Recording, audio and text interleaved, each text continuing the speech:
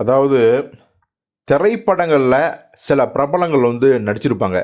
ஆனால் அந்த படத்தில் என்ன மாதிரி கேரக்டரில் நடித்தாங்களோ தற்செயலாகவே நிஜ வாழ்க்கையிலையும் சில நேரங்களில் அப்படி அமைஞ்சிடும். உதாரணத்துக்கு ஒரு ஹீரோவும் ஹீரோயினும் அந்த படத்தில் ரொமான்டிக் பண்ணி மேரேஜ் பண்ணுற மாதிரியெல்லாம் படங்கள் இருக்குது. நிஜ வாழ்க்கையிலையும் அவங்க பார்த்தீங்கன்னா காதல் பண்ணி கல்யாணம் பண்ணிடுவாங்க. இது மாதிரியான சுபமான பல விஷயங்கள் நடந்திருக்கு, அது பிரச்சனை இல்லை. ஆனால் சில நிகழ்ச்சிகள் பார்த்தீங்கன்னா ஒரு மிகப்பெரிய துக்கத்தை ஏற்படுத்திடும் சில நிகழ்வுகள். உதாரணத்துக்கு சொல்லணும் அப்படின்னா, நம்ம யாரடி நீ மோகினி படத்தில் பார்த்தீங்கன்னா நம்ம ரகுவரன் அவர்கள் இறந்து போயிடுவார். அவருக்கான இறுதிச் சடங்கெல்லாம் பண்ணுவாங்க. அதை பார்க்கும்போது நமக்கு ரொம்ப மனசு கனமாக இருந்துச்சு. ஆனால் துரதிர்ஷ்டவசமாக அந்த படம் ரிலீஸ் ஆகிறதுக்கு முன்னாடியே அவர் இறந்துட்டார். ஆக்சுவலி பார்த்தீங்கன்னா இது மாதிரி பல உதாரணங்கள் சொல்லலாம். படம் ரிலீஸ் ஆகி முன்னாடியே பார்த்தீங்கன்னா அந்த படத்தில் எப்படியெல்லாம் இருந்தாங்களோ நிஜ வாழ்க்கையிலையும் அந்த மாதிரியான சம்பவங்கள் அவங்களுக்கு நடக்கும்.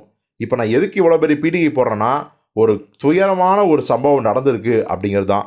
நம்ம எல்லாருக்கும் தெரியும், கௌதம் மேன் இயக்கத்தில் உலகநாயகன் கமலஹாசன் நடித்து பிளாக் பஸ்டர் ஹிட்டான ஒரு படம் தான் வேட்டையாடு விளையாடு. இந்த படத்தோட ஆரம்ப காட்சிகள்லேயே பார்த்தீங்கன்னா பிரகாஷ்ராஜ் பொண்ணு கேரக்டரில் ராணி அப்படிங்கிற கதாபாத்திரத்தில் ஒரு ஹீரோயின் நடிச்சிருப்பாங்க. அவங்க பார்த்தீங்கன்னா ஒரு மும்பையை சார்ந்த ஹீரோயின். அவங்க பேர் விதுஷி தாஸ் பர்தே அப்படிங்கிறது தான். ஆக்சுவலி வேட்டையாடு படத்தில் அமுதன் இளமாறன் என்ற சீரியல் கில்லர்களால் கொடூரமாக கொலை செய்யப்படுவார். அந்த படத்தில் பார்க்கும்போது நம்மளாம் பரிதவிச்சு போயிடுவோம், பதட்டமாயிரும் அந்த சீன்ஸை பார்க்கும்போது. இப்போ பார்க்கும்போது கூட உண்மை என்ன அப்படின்னா, வேட்டையாடு விளையாடு 2006 வந்துச்சு. கிட்டத்தட்ட வேட்டையாடு விளையாடில் எப்படி ஒரு மர்டர் பண்ணப்பட்டாங்களோ அதே மாதிரி நிஜ வாழ்க்கையிலையும் அவங்க கொலை செய்யப்பட்டிருக்காங்க. எப்போ அப்படின்னா 2018 அவங்களோட அப்பார்ட்மெண்ட்லேயே பார்த்தீங்கன்னா கொலை செய்யப்பட்டிருக்காங்க. இப்போ வரைக்கும் அந்த கேஸ் ஓப்பனில் தான் இருக்குங்கிறாங்க. என்ன மர்மம், யார் பண்ணாங்க, அவங்களுக்கு ஏன் இப்படி ஒரு துயர நிலை அப்படிங்கிறத நினச்சாவே பகீருங்கிறது. இப்போது இந்த விஷயந்தான் 2-3 நாட்களாக சோசியல் மீடியாவில் பயங்கர வைரல் ஆகிட்டுருக்கு. ஸோ ராணிங்கிற அந்த ஒரு கேரக்டரில் ஒரு 2 சீன் தான் வந்திருப்பாங்க.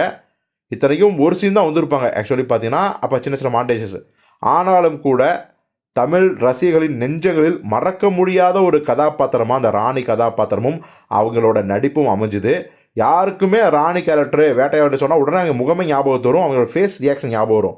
ஸோ அப்படிப்பட்ட சிறந்த நடிகை, அழுத்தமான முத்திரையை பதித்தவர். அவங்களுக்கு இப்படி ஒரு, அது குறைந்த வயசுலேயே 24 25 வயசுலேயே இப்படி ஒரு நிலைமை அப்படிங்கிறது யாராலையும் ஜீர்ணிக்க முடியல. ஸோ இந்த நியூஸ் தான் இப்போ சோசியல் மீடியாவில் பயங்கர வைரலாகிட்டுருக்கு. ஸோ அவங்களோட ஆத்மா சாந்தி அடையணும் அப்படிங்கிறது தான் நம்மளுடைய பிரார்த்தனையும். இதை பற்றி நீங்கள் என்ன நினைக்கிறீங்க அப்படிங்கிறத கமெண்ட்டில் சொல்லுங்கள்.